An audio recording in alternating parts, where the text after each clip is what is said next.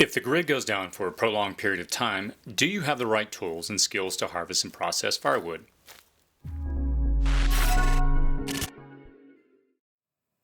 You can show your support for this channel by clicking the like button, sharing on social media, providing feedback in the comments section, and don't forget as a subscriber to click the bell icon below to get updates. Enjoy the video. Hey YouTube, this is City Prepping. After a disaster, having the ability to actually go out and harvest and process your own wood for both creating your own fire in your home and to actually be able to cook will be very, very important. Having the right tools and understanding the proper techniques to safely process and harvest the wood will be very important. For some of those that have not actually used these type of tools, or maybe haven't done it in a long time, there can actually be safety issues if you don't use it properly. The last thing you want to do is injure yourself in a grid down scenario. And so what we'll do is we'll discuss the different tools you'll need and how to safely use them. First of all, I want to thank Fiskars, who is our sponsor on this particular video. They provided us with all the different tools that we're going to talk about today in this video. So thank you to our sponsor, Fiskars, for that. So if there's three tools that you would say, hey, here's just three basic tools I need that will handle most of the work for both harvesting and processing your wood, you would want a good solid 26-inch axe, a bow saw, and these will come in handy for a lot of different things, which we'll talk about a little more. But these are just gear-driven loppers, and so this is really good for getting your own small firewood that you can use in something like a rocket stove, which we'll do in another video.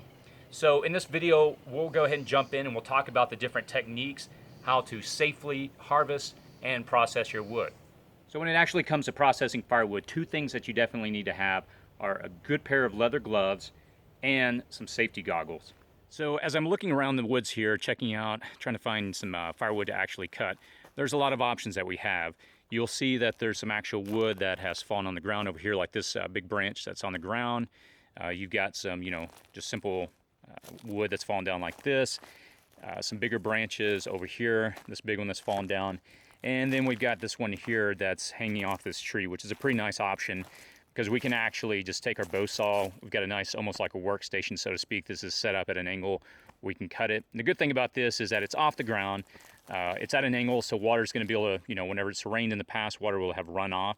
So wood that's been sitting on the ground for long periods of time, the only problem is that it could be just rotten. So with this wood that is here on a branch that's just hanging off for us, we can easily cut this with our bow saw. All right, so we've got our wood here that we're going to use our bow saw to cut, and essentially what I want to do with a bow saw is a lot of times people will actually use their knuckles sometimes and they'll put their hand right next to the blade to try to guide it.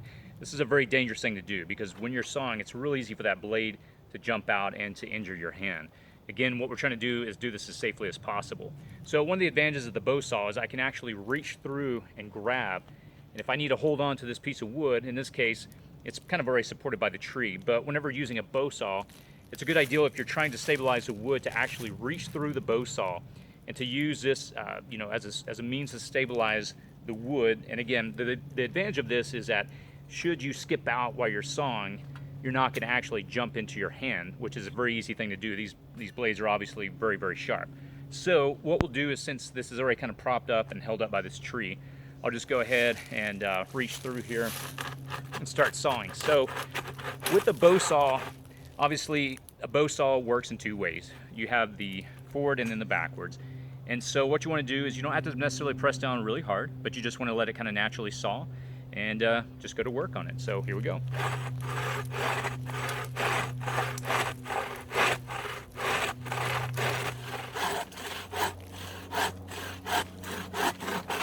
Okay, so now we have the piece of wood that we just sawed off the tree a second ago, and we can begin to actually cutting it up into small lengths that we can actually put into a fireplace, or we can take home and process using something like an axe or a splitting axe.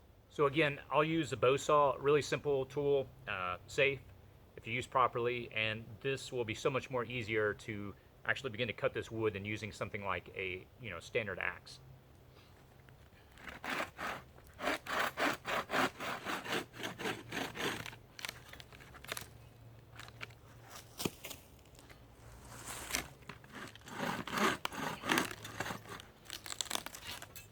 Okay, so as you can see, it just takes some little work, but you know, again, get a good sized piece of wood that will burn really well. It's good and dry, and let's cut a few more here. One other tool that we discussed earlier is a gear-driven lopper. This is a, you know, you can cut up to about 1.5 inches in diameter on a piece of wood. This is a really good tool to have, especially if you have something like a rocket stove where you just need small wood that you can actually cut. This is just a piece of you know, deadfall that I picked up off the ground, just some wood that we can use. And having something like this takes no effort whatsoever to just cut small pieces of wood. And so, you know, it's just as simple as that. You don't need an axe, don't need a saw it. It takes very little to no energy to actually cut this wood. So there you have it. In just a few seconds, we were able to cut some really small wood very quickly with little effort, with just a simple tool like this. So a moment ago, we talked about having an axe as one of your tools that you'll need to actually begin to harvest firewood. Bow saws, if you have wood that's already on the ground, bow saws are hard to beat. They're easier to use, safer, and it's just you'll be able to cut through wood a lot faster than using a traditional axe. Now, obviously axes have their place. If you need to cut down a tree, if you need to actually process a firewood, which we'll talk about in just a moment. But it's a little more work, and especially if you haven't used one in a long time or never even used one, there's definitely some safety considerations. You want to make sure you keep clear, that there's no one around you while you're using it. And you want when you're coming down on it, a lot of people, they'll usually kind of shoulder into it. This can definitely you know, help, or actually can help create injuries. And so it's just a simple swing that you want to use an arc over the top of your head. You're not wanting to swing way out or go wild with it, but just let the actual blade do its work. And so what we'll do is we'll measure the distance that we need to come down on this, and then we'll go to work on it.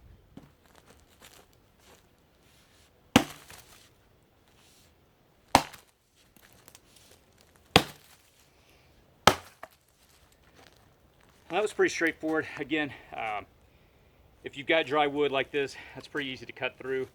But again, a bow saw, definitely something I want in my inventory, an axe obviously as well. But again, make sure you're really safe when you're using this. The last thing you want to do is have this bounce into your leg and cause an injury. Another good idea is to pick up wood from a local place that sells wood.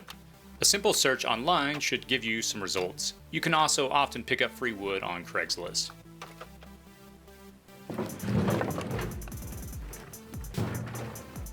Also, you'll need a wood stump or anvil, which will provide a firm base to put our wood on when splitting it.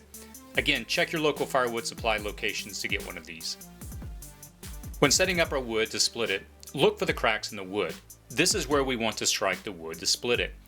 Also, we want to position the split in the wood closest to us, as this is where we'll want to strike the wood. Again, safety first. Let's be sure to put on our gloves and goggles. Next, let's stand in front of our log, measure the distance of the place we want to strike, then holding the axe with one hand over at the butt of the axe and one hand under the handle at the head of the axe. When the blade is overhead, begin a forceful downward swing. Focus on the point of impact. Slide your hand down the handle to meet the other hand at the butt of the handle.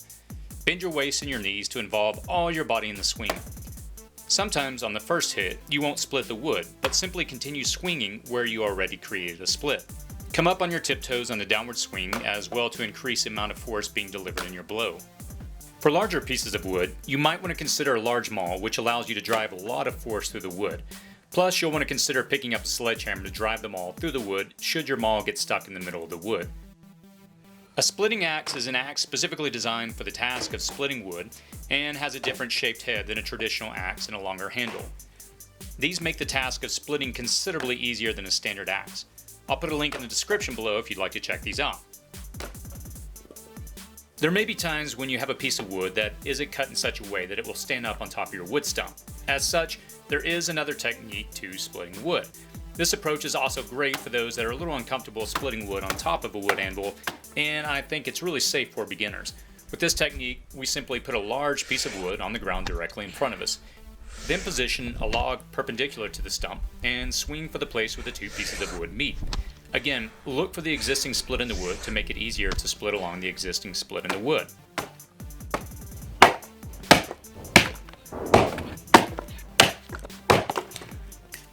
Regarding creating your own kindling, now that we've split the wood down into smaller pieces, we can begin processing the wood down even smaller to create kindling to help us start fires. To do this, a hatchet makes for a great tool. Obviously, you can use a fixed blade knife to baton the wood, but by simply grabbing the hatchet with one hand, the piece of wood by the other hand, with the hatchet blade at the end of the piece of the wood, strike the wood on a hard surface like our wood anvil at the very corner of the anvil to strike the wood and split it. Be very careful though that you don't hit the back of the wood in the middle of the piece of wood when striking it, as this is a good opportunity to smash your fingers. Instead, always direct the point of impact at the place where the hatchet blade meets the wood. And there you go. Now you have kindling to help start up your fire. Also, before storing your tools away, be sure to sharpen your blades after a long day of use. Whether you're using a sharpening stone or a simple sharpening tool, having your blades razor sharp for the next time you use them will make a huge difference. Nothing is worse than using a dull tool. Thanks again for taking the time to watch this video, and I hope you found this information useful. Having the right tools and having the right skill sets can be very, very important during a time of emergency. I would encourage you to definitely start collecting the tools that you need to process and harvest your own firewood, and that you begin to actually practice and develop these skill sets so that should there be an actual emergency that arises, you're not forced to begin to learn how to develop these skill sets during this time. Again, thank you so much to our sponsor on this particular video, to Fiskars, who provided us with the gear and equipment, and I'll provide a link in the description section below if you want to check out the different products used in the video. As always, be safe out there. If you enjoyed this video, please feel free to check out some of our other videos by clicking on the links on the side, and if you'd like to check out our website or subscribe, you can also click on those buttons.